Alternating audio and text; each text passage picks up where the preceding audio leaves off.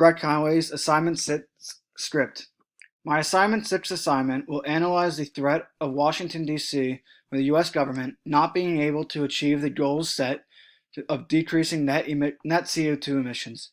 As stated by D'Angelo, Edmonds, Fahey, and Sanderson, if governments are not able to limit the net CO2 emissions before 2030, consistent with targets and actions announced by governments in the lead up to the 2015 Paris Climate Conference, there is virtually zero chance for achieving a global temperature increase of 2 degrees Celsius or less from pre-industrial levels, a goal set to slow climate change.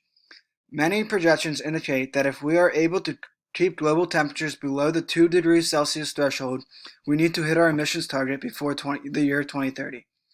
In this case, local communities include essentially the entire world, as climate change and global warming are global issues.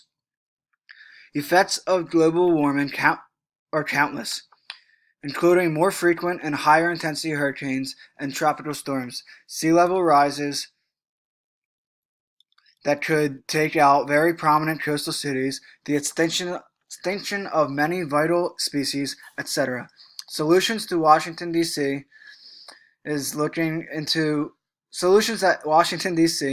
are looking into include cap and trade systems, emission taxes, or both.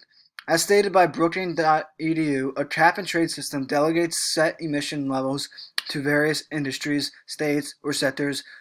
Once given their allotted emission levels, the participants are free to trade portions of their emissions away in return for cash or other incentives.